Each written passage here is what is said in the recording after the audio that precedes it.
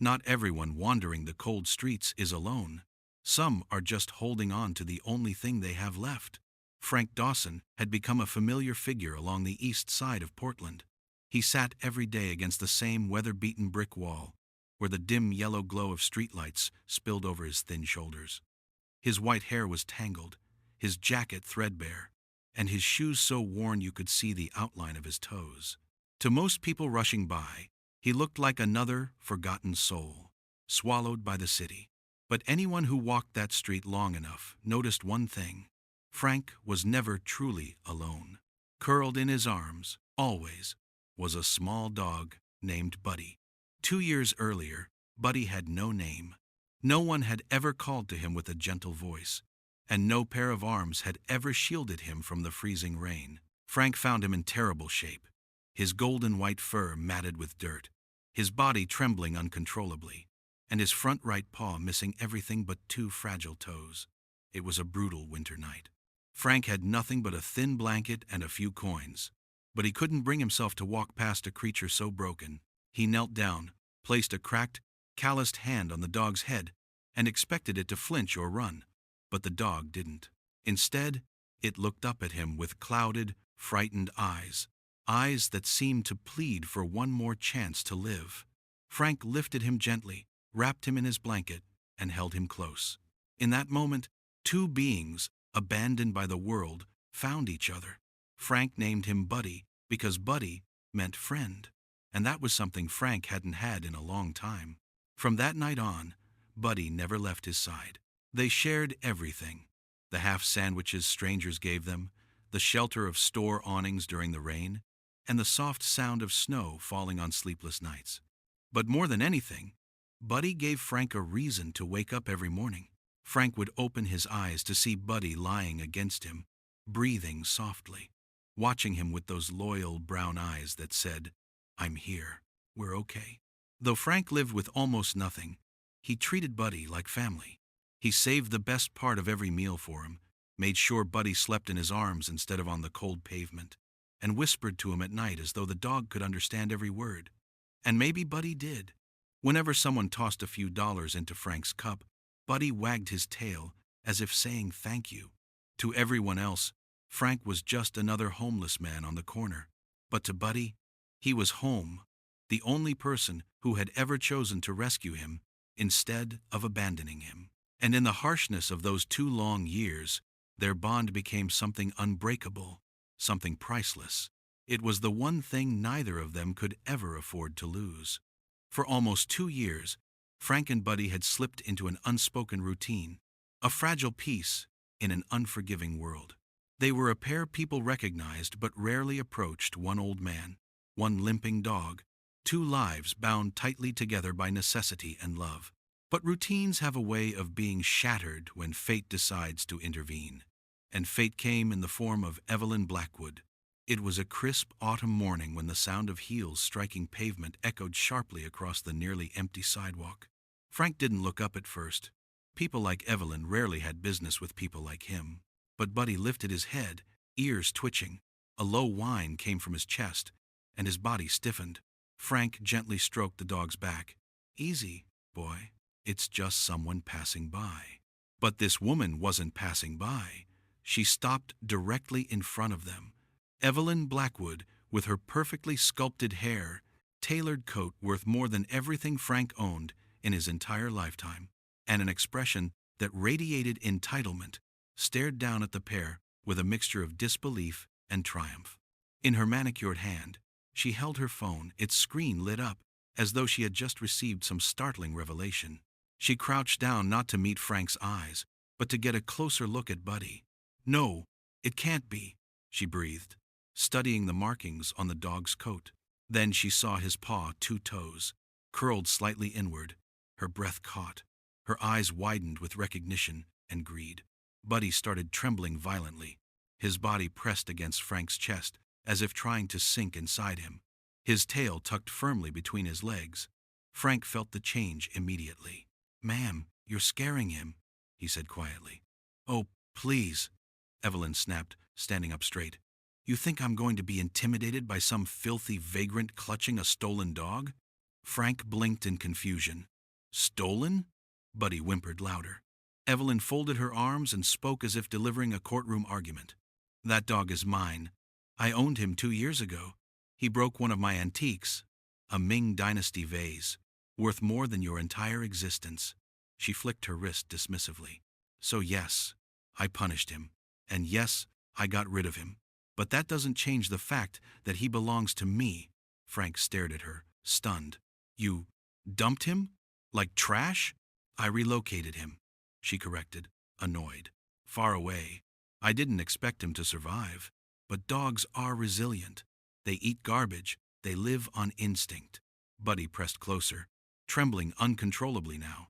Frank wrapped his arms around him protectively. Ma'am, he said firmly, this dog hasn't belonged to anyone but me for 2 years. He's scared of you. That should tell you something. Evelyn didn't flinch. Instead, she leaned closer, lowering her voice into a venomous whisper. You have no idea what you're holding, do you? Frank's brow furrowed. He's my friend. That's all I need to know. But Evelyn smirked, as if savoring a secret he hadn't earned. There's a billionaire looking for a dog, she said, tapping her phone.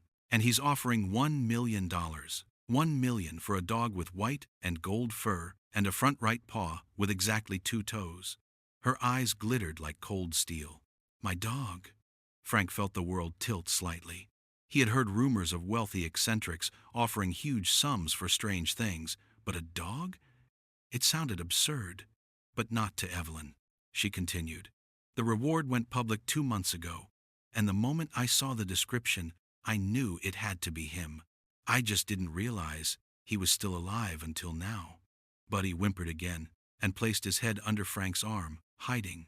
You're telling me, Frank said slowly, that after beating him and throwing him away, now you want him back because he's worth money? Oh, spare me your moral outrage, Evelyn scoffed. You're homeless. You can't even take care of yourself, let alone a dog of that value. I'm doing him a favor. Frank shook his head. He's not for sale. Her smile sharpened. Everything has a price. Even loyalty.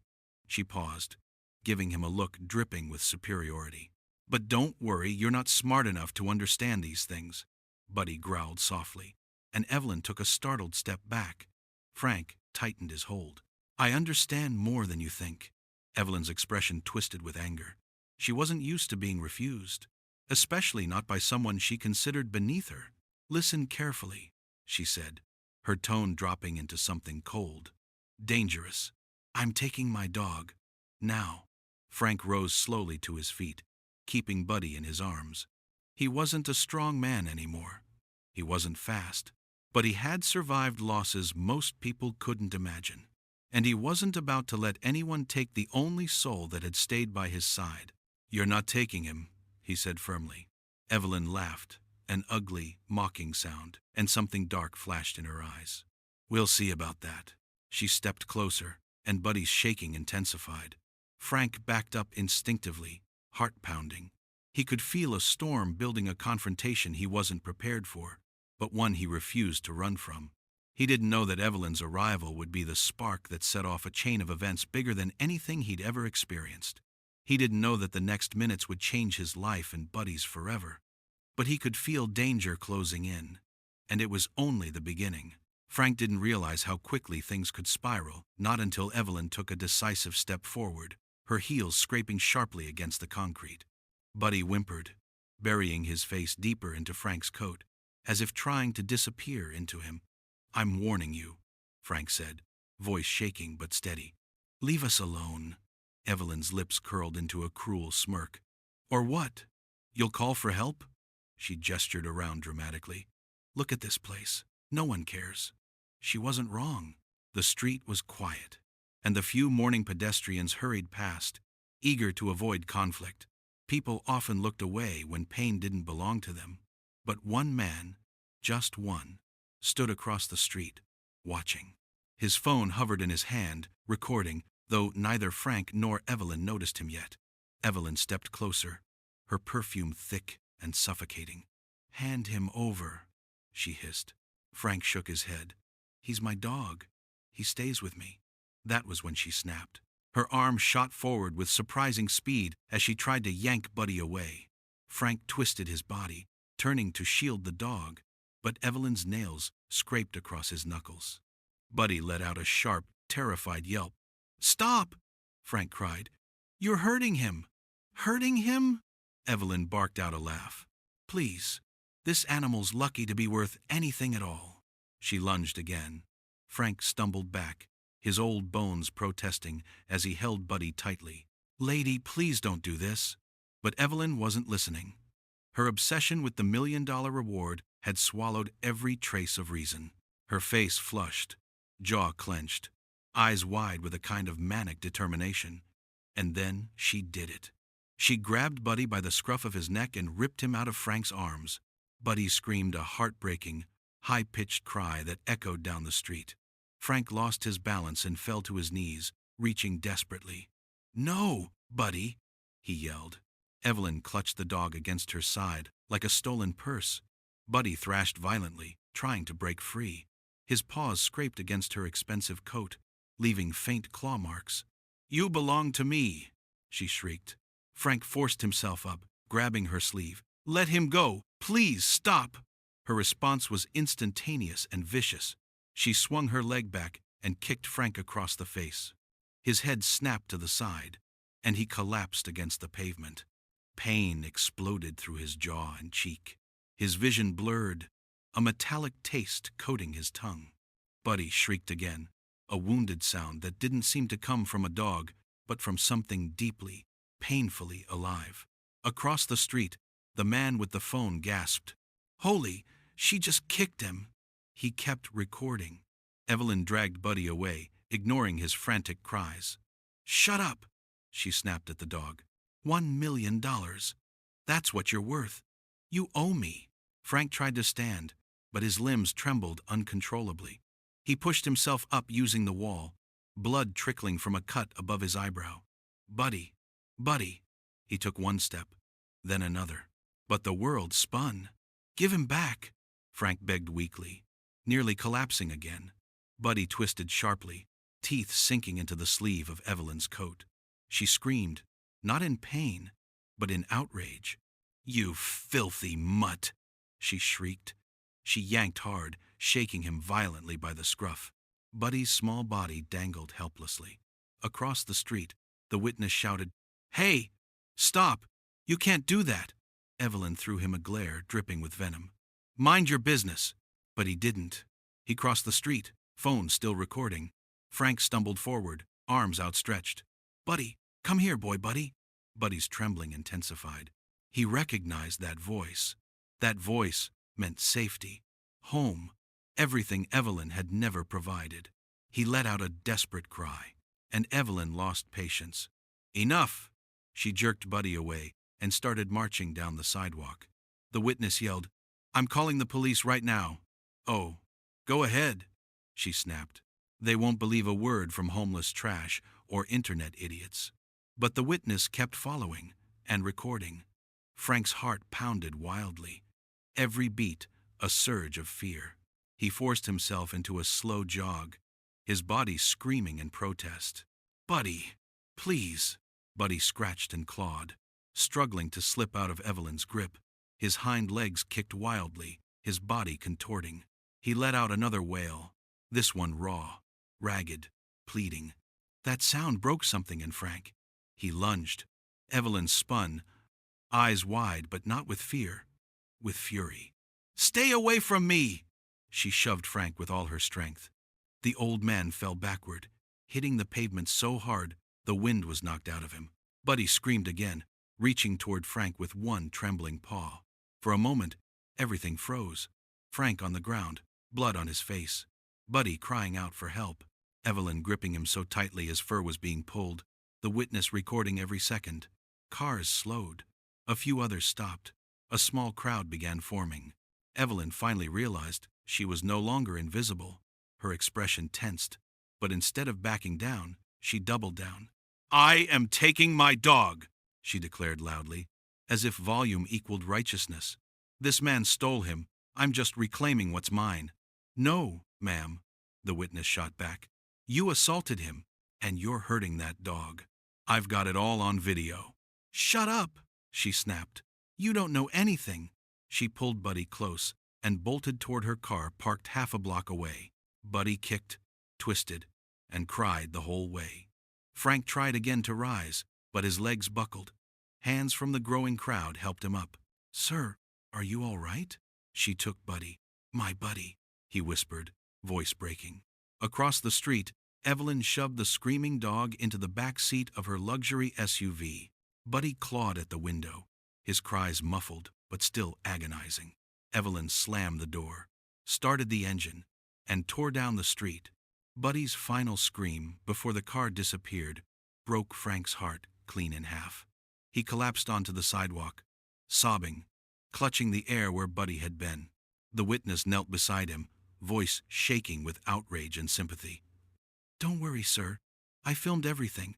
We'll get him back, I promise. We'll get your dog back." Frank didn't know how. He didn't know when. All he knew was this: Buddy was gone, and the only family he had left had been ripped from his arms by cruelty and greed. But little did he know, justice was already on its way. The moment Evelyn's SUV disappeared around the corner, the chaos she left behind settled into a heavy, stunned silence. Frank stood trembling, leaning against the brick wall for support, while people around him murmured anxiously. The witness, whose name was later revealed to be Daniel Reed, kept the phone in his hand, the screen still glowing with the final frame of the recording. "We need to call the police," Daniel said urgently. "Right now." Frank nodded weakly, though his vision was blurred from pain and shock. Buddy's frantic cries still echoed inside his mind, piercing, desperate, unforgettable. His knees nearly buckled again. Someone helped Frank sit on a nearby bench, while Daniel dialed 911. His voice, shaking with both anger and disbelief, recounted everything: the assault, the theft, the dog's terrified screams. "Yes, ma'am," he told the dispatcher. "I have the entire incident on video. No, this wasn't a misunderstanding. She literally kicked the man in the face. Yes, we need officers here immediately." Within minutes, 2 patrol cars pulled up. Officers stepped out, their expressions shifting from calm professionalism to deep concern as they approached Frank. "Sir, are you injured?" one officer asked, kneeling beside him. Frank swallowed hard, his voice hoarse. "She took my dog. Please, she took Buddy." Daniel stepped forward. "Officer, I have everything on video. She assaulted him and forced the dog away." The officer straightened. "Let's see it." Daniel handed over his phone.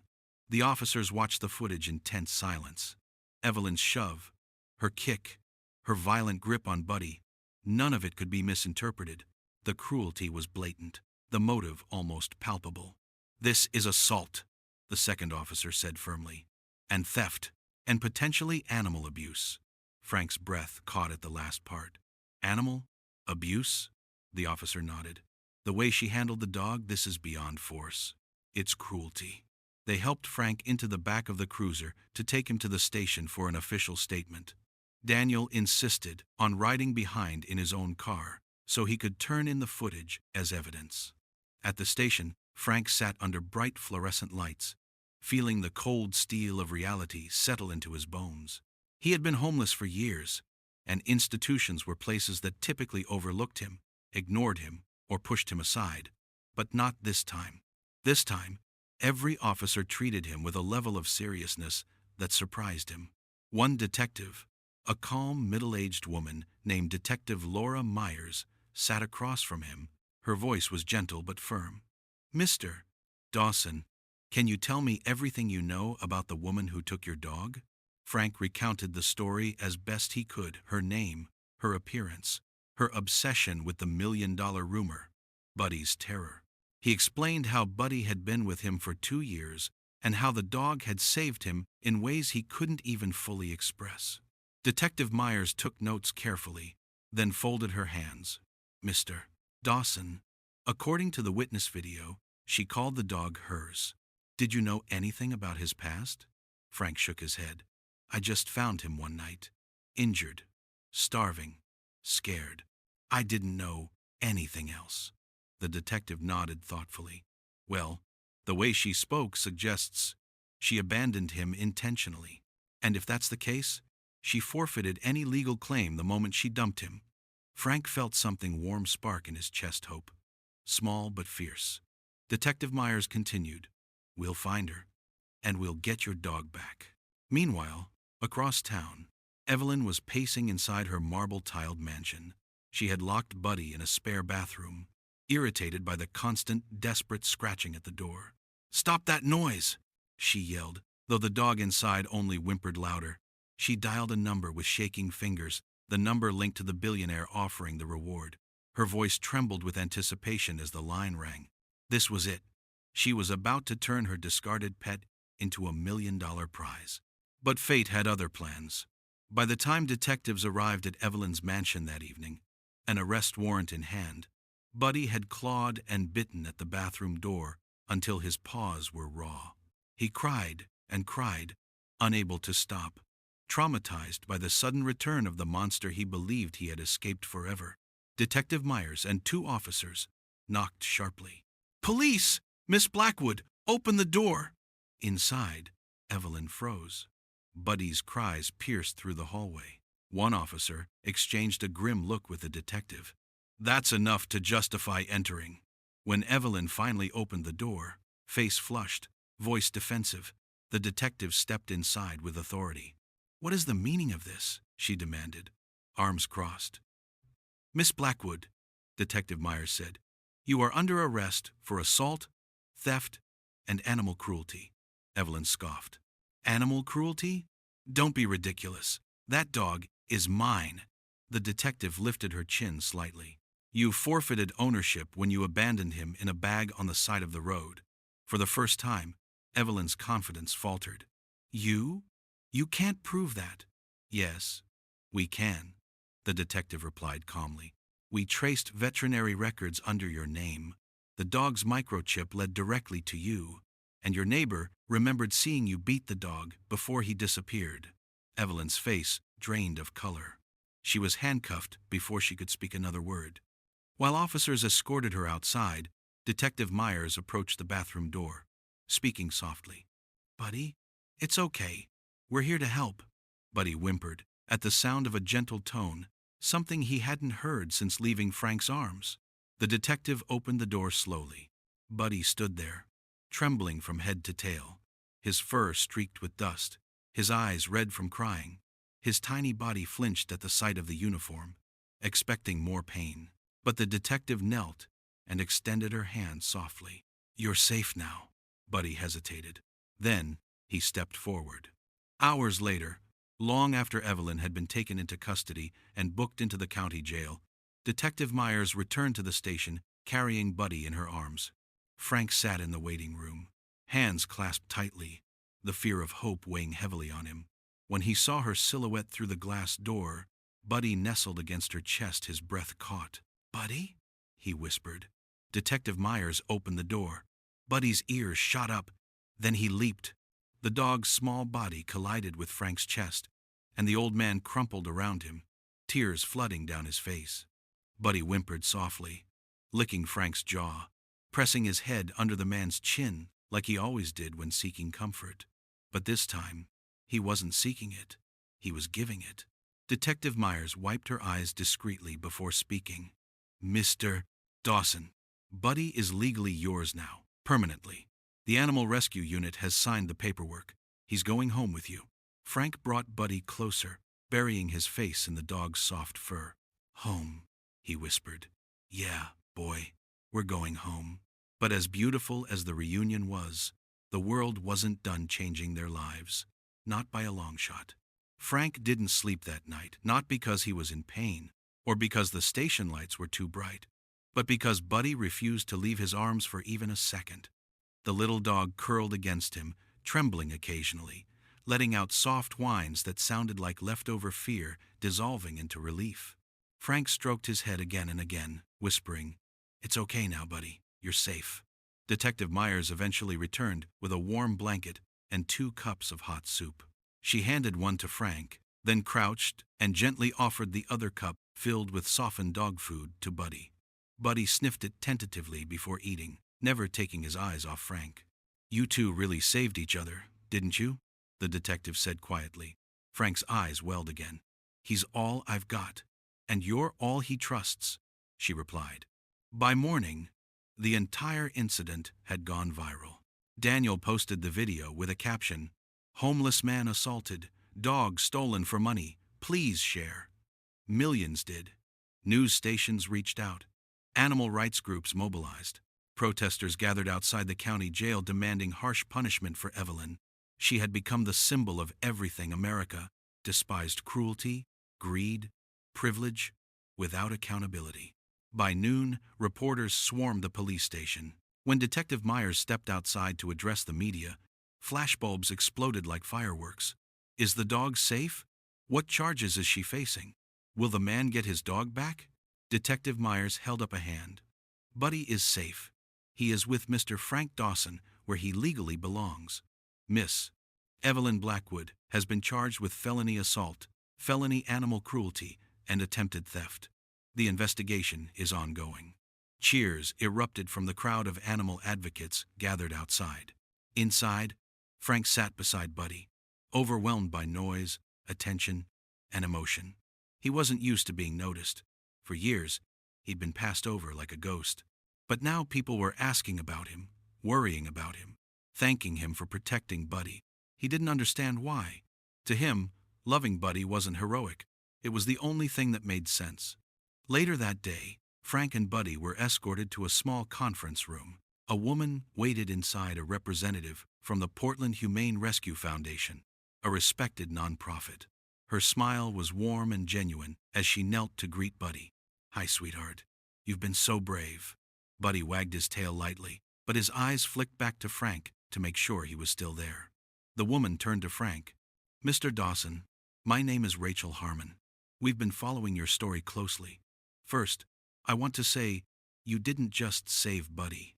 You exposed a case of severe animal abuse. You did something many people are too afraid to do." Frank lowered his eyes, embarrassed. "I just love him, that's all."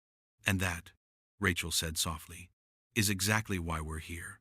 She placed a folder on the table and slid it toward him. "We'd like to help you rebuild your life, with Buddy at your side.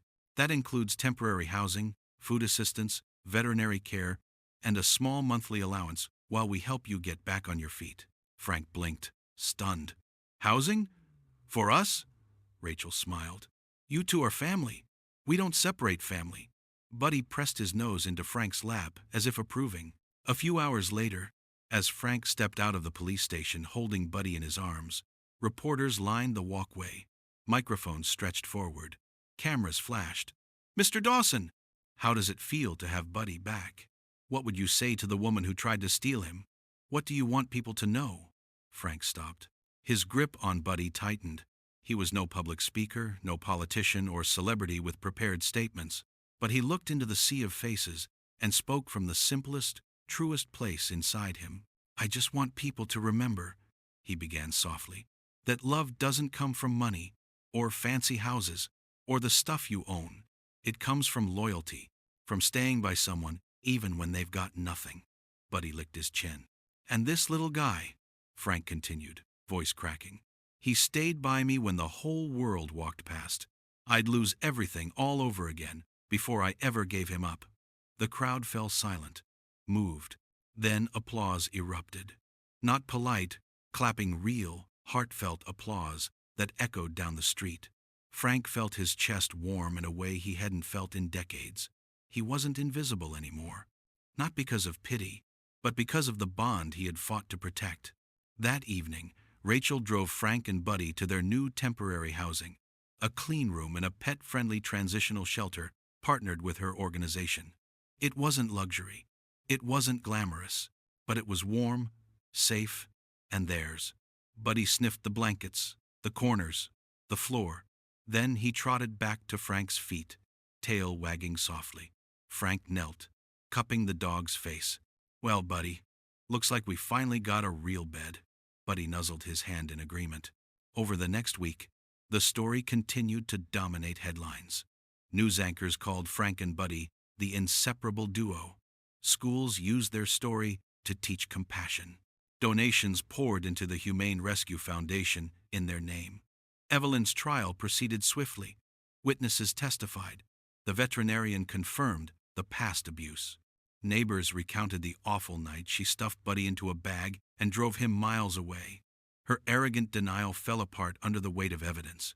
She was sentenced to 3 years in state prison, 1 year for assault, 2 for aggravated animal cruelty, and barred for life from owning animals. Public opinion showed no mercy. Meanwhile, Frank began rebuilding his life. Volunteers helped him schedule medical checkups. A local cafe offered him part-time work washing dishes. Rachel arranged counseling for the trauma he had carried for years. But through everything, Buddy stayed by his side, sleeping curled against him, following his steps, watching him with those deep, grateful brown eyes. One afternoon, as the sun warmed the steps outside the shelter, Frank sat with Buddy on his lap. People walking by recognized them. Some waved, others smiled. A few stopped to pet Buddy. Frank stroked his fur, voice low and full of peace. "You saved me first, you know," he whispered. "I just returned the favor." Buddy rested his head on Frank's chest, letting out a soft, content sigh. For the first time in years, Frank felt something powerful rise inside him. Hope. Not just for tomorrow, but for a future he believed he could build, with Buddy leading every step. They had been abandoned. They had been broken. But together, they had survived. And together, they were finally home.